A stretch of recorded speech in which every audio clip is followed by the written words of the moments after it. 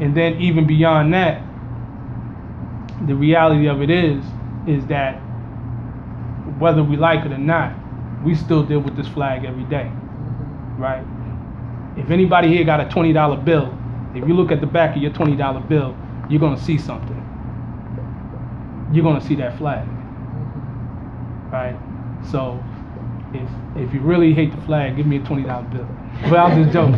But anyway, but my point of it is that we have to recognize from nation to nation how we operate. And that was what Noble Drew Ali was trying to explain to us. Yes. You talked about having or being connected to or having a political status. Yes, ma'am.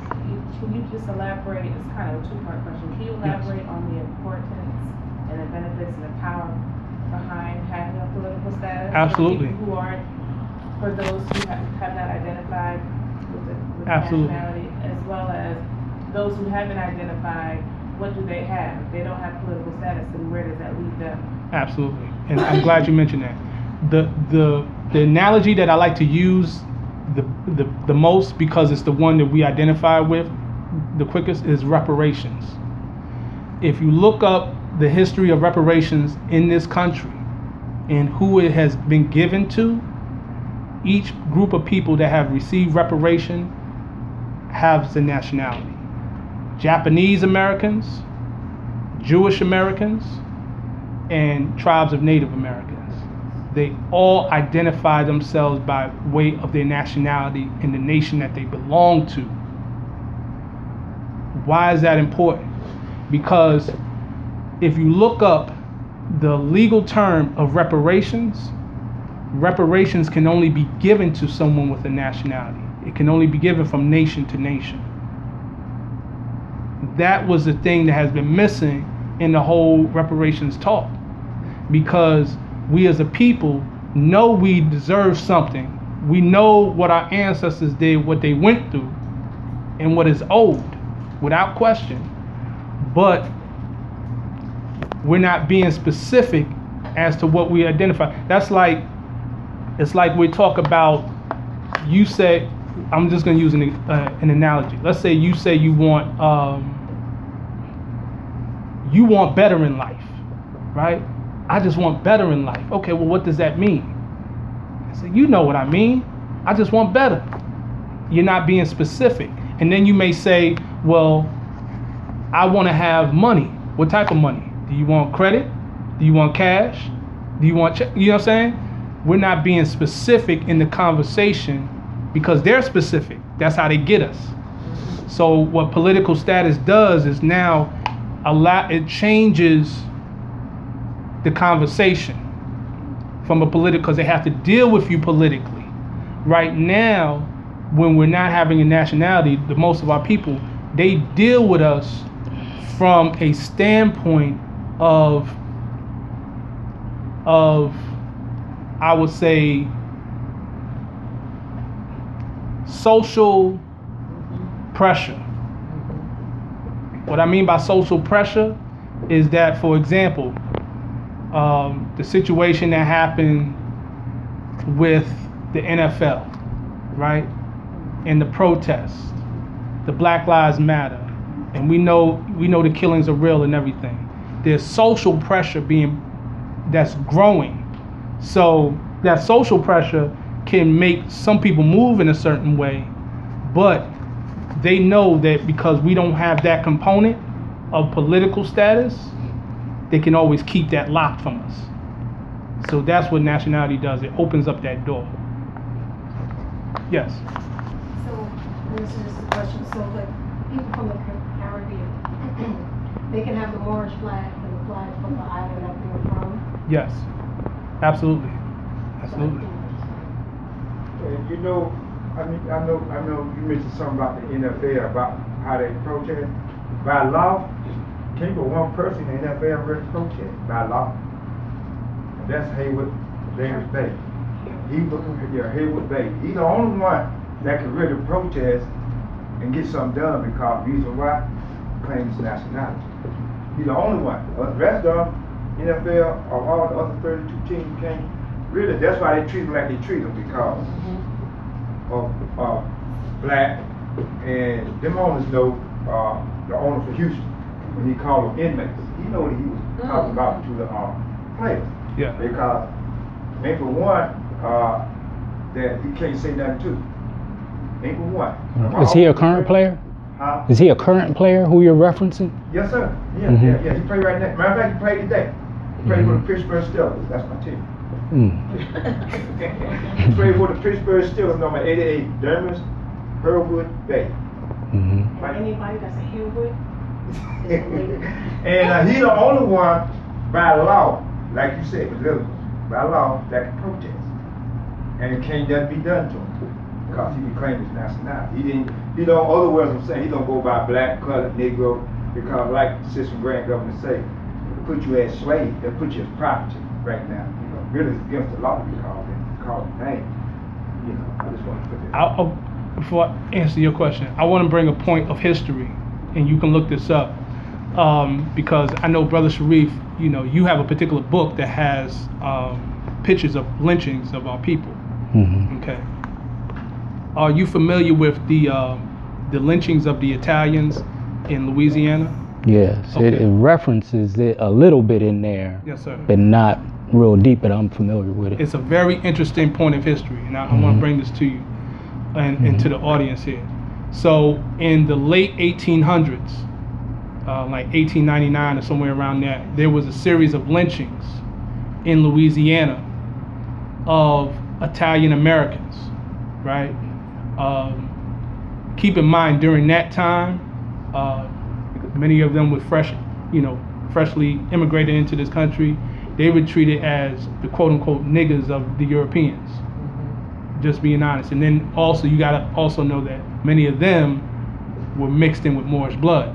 Mm-hmm. That's a whole nother thing. But the point of it is that what they did was interesting, because we know a lot of times through the civil rights and stuff, when these lynchings were happening, we would march, we would, do protests. Mm-hmm. What they did was, through their nationality, they connected with their government of their homeland, of Italy, who in turn communicated with the Secretary of State of this country, who I think last name was Hay. And as a result of that, their Italian council, they was able to get restitution.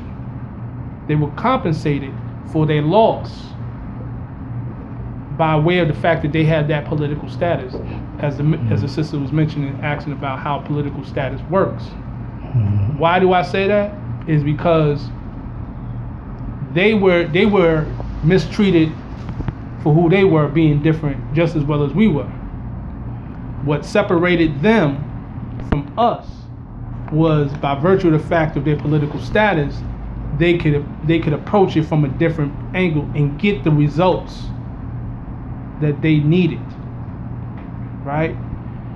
A lot of times we respond, understandably so, emotionally, and then we wonder why we don't get the results, because we're dealing with someone who doesn't care about your emotions. Right. Mm-hmm. They care about what you can enforce in law, what you can enforce not only in this law, and I hear people say the white man's law, we're talking about international law. A lot of people don't realize that the same Supreme Court justice that ruled against Dred Scott ruled in favor of the brothers and sisters who was in the Amistad ship. Justice Taney, the same one, which happened before Dred Scott. Now, somebody got to ask yourself a question when you look at it. How is it that he can rule against Dred Scott, but rule in favor of these people? If black is black, you know what I'm saying? If African is African. No, nationality. What was introduced in that case, in the Amistad case, was the fact that they belonged to a nation. And he said they're not property. But when it came to Dred Scott, they said he is property. Could you speak a little bit more about the significance of Dred Scott? Yes. Well, and I'm glad you mentioned it. I want to read from this book anyone get a chance to get this book, it's called The Negro, the Black, the Moor by Ramani Aminu Il. And in this particular book, he speaks about the Dred Scott case in particular. So I just want to read that. What page you going to? 15, if I'm not mistaken. Yes, sir. 15, page 15. Okay. So it says here, in Dred Scott versus Sanford decision in 1857, the United States Supreme Court ruled that descendants of Africans who were Negroes of the African race who were imported into the United States and sold as slaves were not included nor intended to be included under the word citizen in the Constitution, whether emancipated or not, and remained without rights or privileges except such as those which the government might grant them. In layman's terms, this means the descendants of Africans were deemed to be chattel property.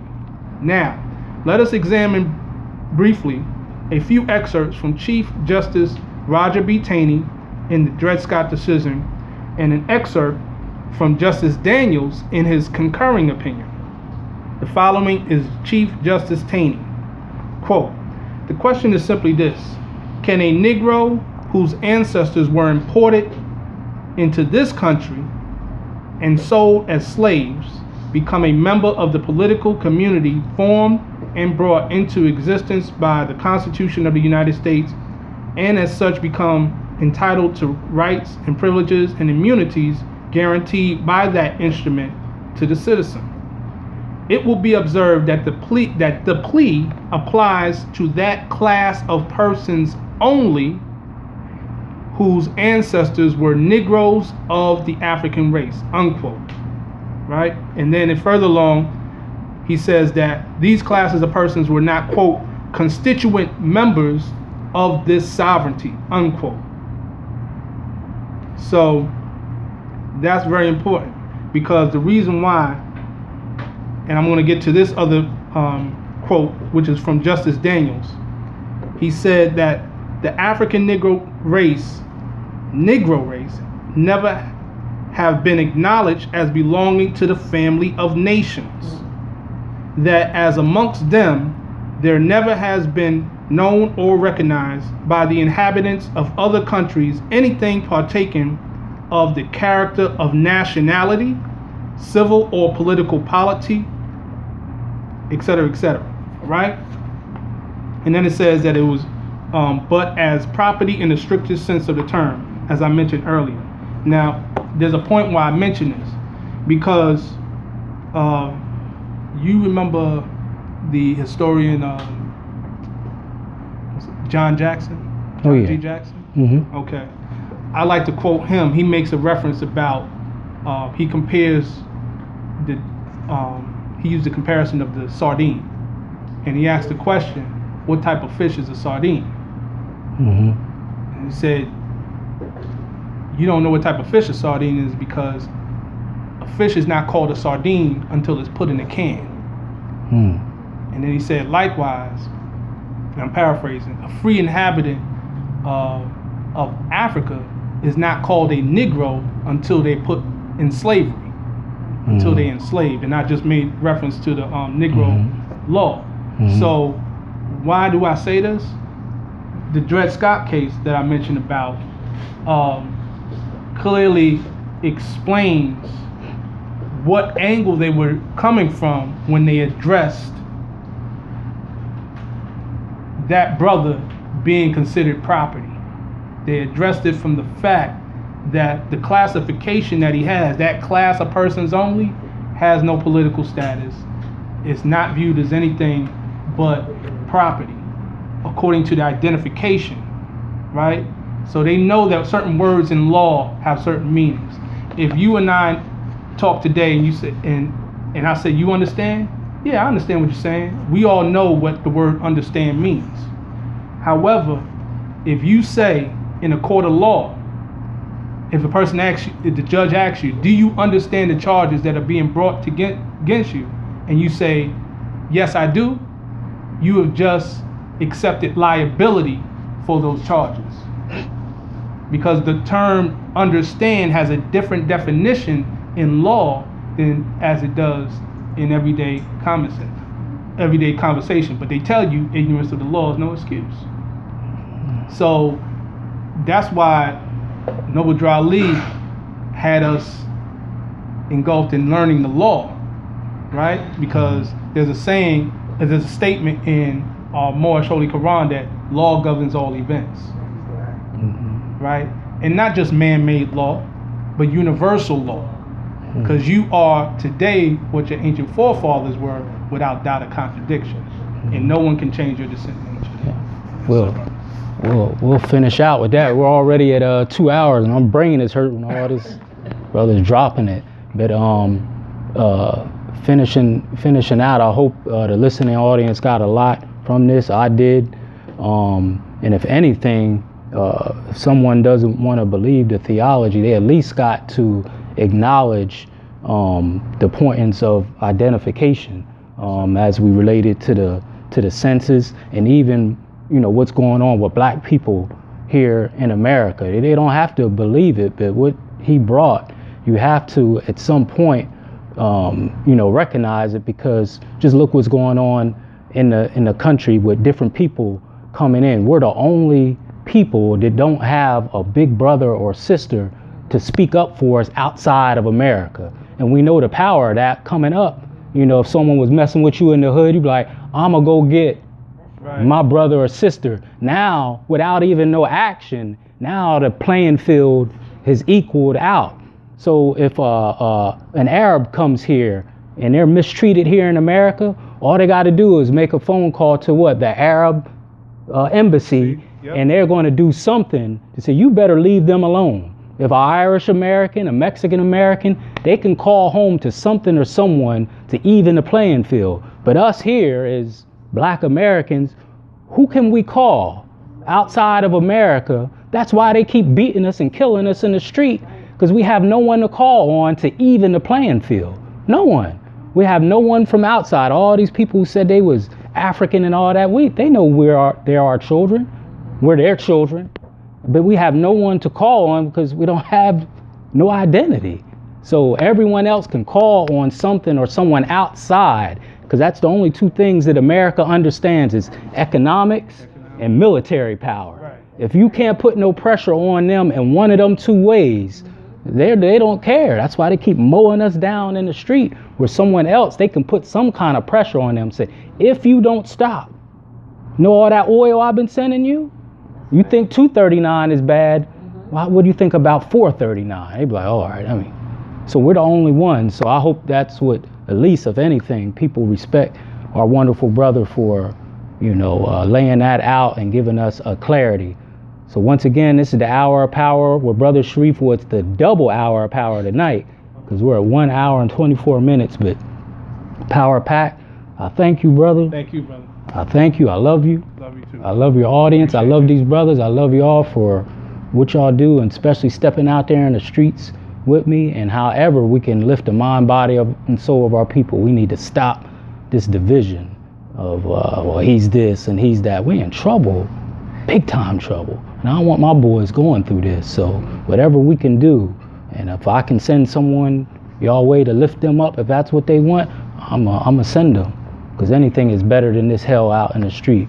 So this is the Hour of Power with Brother Shareef. Subscribe and share. And after we finish up tonight, I'll show you how to do that. And I will be uploading this message. I'll leave you in peace as I came. Assalamu alaikum. Alaikum assalam.